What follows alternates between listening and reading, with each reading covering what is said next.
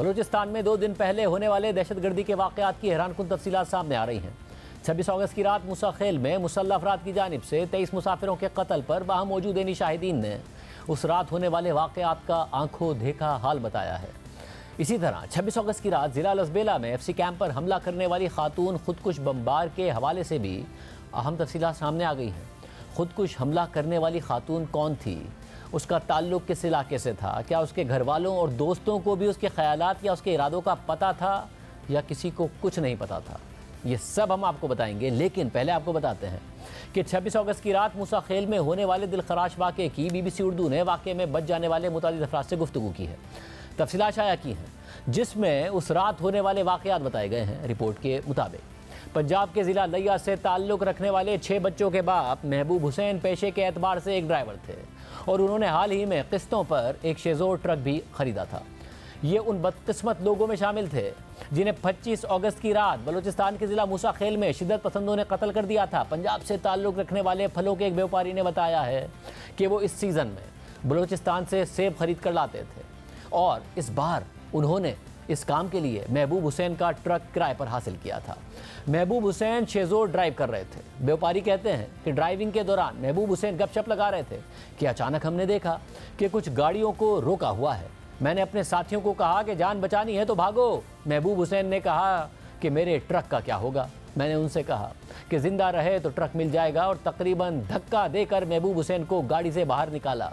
व्यापारी के मुताबिक हम कोई 2 या 3 मिनट ही दौड़े होंगे कि अचानक फायरिंग हुई और मेरे पीछे उस्ताद महबूब हुसैन और दीगर अफराद ज़मीन पर गिर पड़े।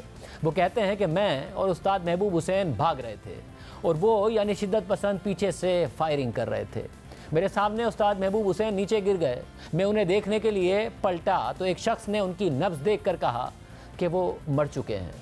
उनका मज़ीद कहना था कि वो इस वाक़े के बाद घंटों छुपे रहे और जब सिक्योरिटी फोर्सेस की गाड़ियों की आवाज़ सुनी तो बाहर निकले।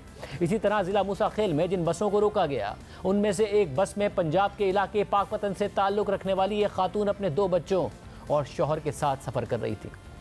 उन्होंने सहाफ़ी दौरान बलोच को एक इंटरव्यू में बताया कि जब बस रुकी तो सबके शनाख्ती कार्ड ले लिए गए और फिर कहा गया कि पंजाबी उतर जाएँ।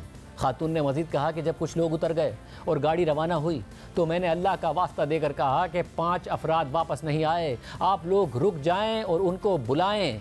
लेकिन गाड़ी नहीं रुकी और आगे से गाड़ी पर फायरिंग भी की गई।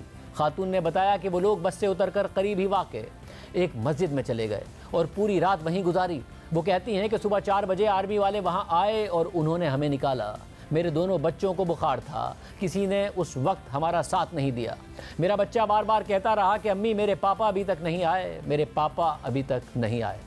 इसी बस में बलूचिस्तान के ज़िला दुक्की से ताल्लुक़ रखने वाले अब्दुल शकूर नासिर भी मौजूद थे जो किसी काम से पंजाब जा रहे थे। उनका कहना है कि रात को तकरीबन 9:45 बजे बस को मुसल्लह अफराद ने रोका और कहा कि शोर मचाए बगैर बस में मौजूद कंडक्टर तमाम लोगों के शनाख्ती कार्ड लेकर नीचे उतर आए।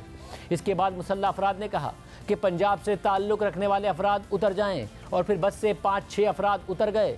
उन्होंने बताया कि 5 के करीब ख़वातीन और बच्चे भी थे जिन्हें मस्जिद भेज दिया गया, जबकि मर्द करीबी पहाड़ियों और झाड़ियों की तरफ फ़रार हो गए। सहाफ़ी दौरान बलोच ने BBC को बताया कि जब वो वाक़े की कवरेज के लिए पहुँचे तो वहाँ सड़क पर खून ही खून था और जलाई गई गाड़ियों से धुआं उठ रहा था।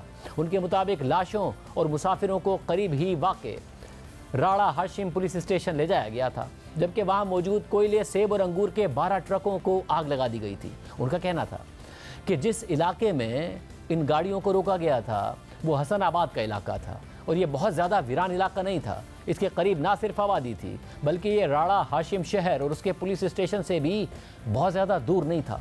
बलूचिस्तान में फायरिंग के वाक़यात में पंजाब के ज़िला बिहाड़ी से ताल्लुक़ रखने वाले कदीर असलम और शहबाज भट्टी भी जाँ बहक हुए हैं। ये दोनों अफराद ड्राइवर थे और बलूचिस्तान से फल लेकर वापस आ रहे थे। उनके हमरा उनके हेल्पर मोहम्मद नसीर भी मौजूद थे जो हमले में खुशकिस्मती से बच गए। उन्होंने बताया कि कदीर असलम मज़दा ट्रक के मालिक थे जबकि शहबाज भट्टी उनके दोस्त थे और साथ ड्राइविंग का काम किया करते थे। वो कहते हैं कि जब वो डेरा गाजी खान से कोई 1.5 घंटा दूर थे तो उस वक्त हमें वर्दी में मलबूस कुछ लोगों ने रोका और पूछा कि किधर से आ रहे हो और कहाँ जा रहे हो। उनका कहना था कि वर्दी में मलबूस अफराद ने लाइसेंस और शनाख्ती कार्ड मांगा और कहा कि नीचे आ जाओ। मैं देख रहा था कि उन्होंने शनाख्ती कार्ड और लाइसेंस देखा और एकदम एक शख्स ने मेरे दोनों उस्तादों पर फायरिंग कर दी, जिसके बाद वो दोनों ज़मीन पर गिर गए थे।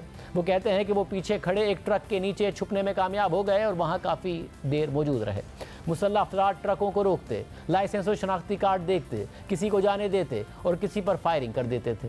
वो कहते हैं कि थोड़ी देर बाद उन्होंने इस मकाम से दौड़ लगा दी और जब सिक्योरिटी फोर्सेज वहाँ आईं तो उन्हें पानी पिलाया गया और कदीर असलम और शहबाज भट्टी की शनाख्त के लिए ले जाया गया। फलों के एक और व्यापारी इस्माइल गिल भी उन लोगों में शामिल हैं जो शिद्दत पसंदों के हमले से मौजज़ाना तौर पर महफूज रहे। वो कहते हैं कि वो अपने ड्राइवर के हमरा लोरालाई जा रहे थे कि अचानक उन्होंने फायरिंग की आवाज़ सुनी। उनका कहना था कि जब गाड़ी थोड़ी और आगे चली तो कुछ और फायर हुए। ड्राइवर असलम ने भी ये आवाज़ें सुनी।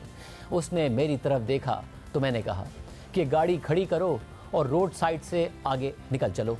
इस मौके पर हमने महसूस किया कि कुछ लोग हमारा ताक़ुब कर रहे हैं और फायरिंग भी कर रहे हैं, ताहम हम में से कोई नहीं रुका और काफ़ी आगे तक चले गए।